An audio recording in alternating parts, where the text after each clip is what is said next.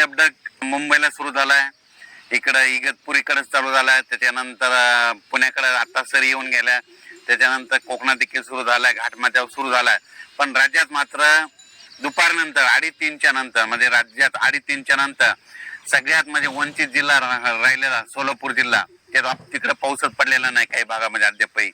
त्या शेतकऱ्यासाठी आनंदाची बातमी. सोलापूर जिल्हा, पंढरपूर, आटपाडी, क्रूडवाडी त्या परिसरामध्ये, त्याच्यानंतर सांगोला त्या परिसरामध्ये आज दुपारनंतर 3:30च्या नंतर तिकडे देखील पाऊस सुरू होणार आहे, म्हणून त्यांच्यासाठी आनंदाची बातमी. त्याच्यानंतर बारामती, दोन, श्रीगोंदा त्या परिसरात देखील आज पाऊस सुरू होणार आहे. इकडे बीड जिल्ह्यात कडाश तिकडे देखील आज पाऊस सुरू होणार आहे.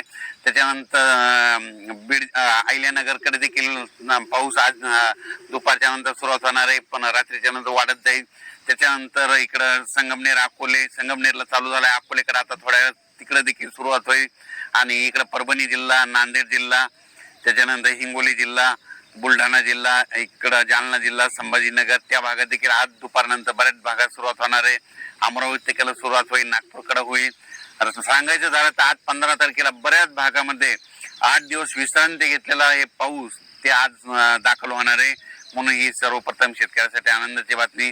जालना जिल्हा, लातूर जिल्हा, धाराशिव जिल्ह्यात अद्यापर्यंत पाऊस पडलेलाच नव्हता, काही भाग सोडूनच दिलेला आहे. त्या भागात देखील धाराशिव जिल्हा, लातूर जिल्ह्यात देखील आज बऱ्याच भागात पाऊस होणार आहे. पण राज्यात मात्र आज पाऊस सुरू झाल्याच्या नंतर दररोज उद्या 16ला ते आणखीन वाढत जाईल, 17ला आणखीन परत फरक पडेल, पुन्हा 19च्या नंतर पुन्हा आणखीन जास्त पाऊस वाढत जाणार आहे.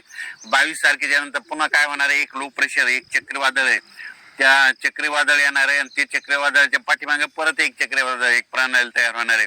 मग हे गेल्याच्या नंतर हे काय होणार आहे, पूर्व विदर्भातून पश्चिम विदर्भाकडे जाणार आहे, पश्चिम विदर्भातून इकडे जळगाव जिल्ह्यातून उत्तर महाराष्ट्र म्हणजे वर्धा, नागपूर, भंडारा, गोंदिया, चंद्रपूर, यवतमाळ, वाशिम, हिंगोली, अकोला, अमरावती, बुलढाणा, जळगाव ह्या पट्ट्यातून जात असताना तिकडे विदर्भामध्ये मग 20च्या नंतर चांगला जोराचा पाऊस पडेल. पण तिकडे जर जास्त पाऊस पडत असल्यामुळे मराठवाड्यामध्ये परभणी, जालना, संभाजीनगर या भागामध्ये रिमझिम पाऊस सुरू होईल, बऱ्याच भागामध्ये रिमझिम पाऊस पडणार आहे, म्हणून हा अंदाज लक्षात यायचा. सांगायचं झालं तर म्हणजे आज 15 जुलै पासून ते 5 ऑगस्ट पर्यंत आता सर्व